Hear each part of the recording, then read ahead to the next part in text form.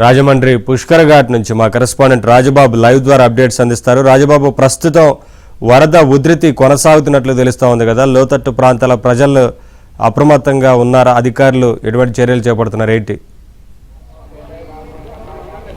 నవీన్, ప్రస్తుతం గోదావరి వరద ఉధృతి కొనసాగుతూనే ఉంది. మరి కొద్దిసేపట్లోనే ధవళేశ్వరం కాటన్ బ్యారేజీ వద్ద 1వ ప్రమాద హెచ్చరికను జారీ చేసే అవకాశం ఉంది.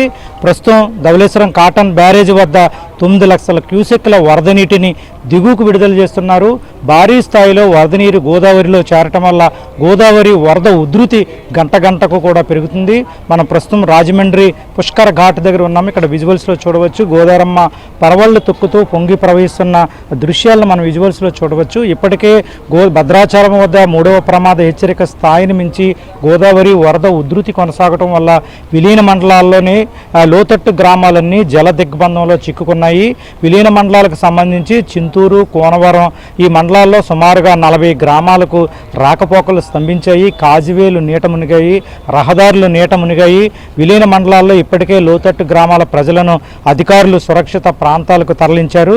విలీన మండలాల్లో శబరి, గోదావరి పొంగి ప్రవహిస్తున్నాయి. ముఖ్యంగా చూస్తే కనుక పోలవరం జిల్లా కలెక్టర్ దినేష్ కుమార్ చింతూరులోనే ఉండి విలీన మండలాలకు సంబంధించి ఏదైతే వరద ప్రభావిత ప్రాంతాలు ఉన్నాయో వాళ్ళ ప్రజలను సురక్షిత ప్రాంతాలకు తరలించడం, పునరావాస కేంద్రాల్లో అన్ని సౌకర్యాలు కల్పించడం అంశాలపై పోలవరం కలెక్టర్ దినేష్ కుమార్ ఇప్పటికే చింతూరులో మకామేసి వరద ప్రభావిత ప్రాంతాల్లో పర్యటించి వరద ప్రభావిత ప్రాంతాల ప్రజలను సురక్షిత ప్రాంతాలకు తరలిస్తున్నారు. ప్రస్తుతం అయితే కనుక ధవళేశ్వరం కాటన్ బ్యారేజీ వద్ద 11.30 అడుగులకు నీటి మట్టం పెరిగింది. దీంతో బ్యారేజీకి సంబంధించి 175 గేట్లను కూడా పూర్తిగా ఎత్తివేసి 9 లక్షల క్యూసెక్ల వరద నీటిని దిగువకు విడుదల చేస్తున్నారు. ఇప్పటికే మనం విజువల్స్లో చూస్తున్నాము, పుష్కర్ ఘాట్ దగ్గర పాత బ్రిడ్జి లంక ఉంటుంది, అక్కడ మత్స్యకారులు కూడా ఉంటారు. ప్రస్తుతం గోదావరి వరద ఉధృతి కారణంగా ఇక్కడ రాజమండ్రికి సమీపంలో ఉన్న పాత బ్రిడ్జి లంక, విధులమ్మ లంక ఇవన్నీ గోదావరిలో ఉంటాయి. ఈ లంకలో ఉన్న మత్స్యకారులందరినీ కూడా ఇప్పటికే అధికారులు రాజమండ్రి పునరావాస కేంద్రాలు కూడా తరలించారు.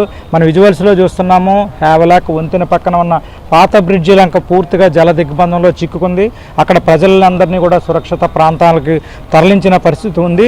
మరో పక్క చూస్తే కనుక ముఖ్యంగా ధవళేశ్వరం కాటన్ బ్యారేజీ నుంచి నిన్నటి నుంచి కూడా భారీ స్థాయిలో వరద నీరు దిగువకు విడుదల చేయడం వల్ల అంబేద్కర్ కోనసీమ జిల్లాలో లంక గ్రామాలన్నీ కూడా జల దిగ్బంధంలో చిక్కుకున్నాయి. కాజివేలు నీట మునిగాయి, రహదారులు నీట మునిగాయి. అంబేద్కర్ కోనసీమ జిల్లాకు సంబంధించి 16 మండలాల్లో 32 గ్రామాలు ఈ వరద ప్రభావంలో చిక్కుకున్నాయని చెప్పవచ్చు. ఇప్పటికే అంబేద్కర్ కోనసీమ జిల్లా కలెక్టర్ మహేష్ కుమార్ కూడా స్పందించి వరద ప్రభావిత ప్రాంతాల్లో తీసుకోవాల్సిన జాగ్రత్త చర్యలపై అధికారులను కూడా అప్రమత్తం చేశారు.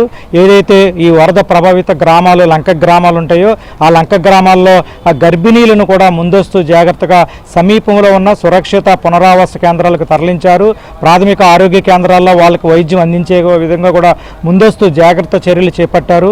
ఇప్పుడు ప్రస్తుతం మరికొద్ది సేపట్లోనే ధవళేశ్వరం కాటన్ బ్యారేజ్ వద్ద 1వ ప్రమాద హెచ్చరికను జారీ చేసే అవకాశం ఉంది కాబట్టి అంబేద్కర్ కోనసీమ జిల్లా అధికారులు అప్రమత్తమయ్యారు. లంక గ్రామాల ప్రజలను సురక్షిత ప్రాంతాలకు తరలిస్తున్నారు.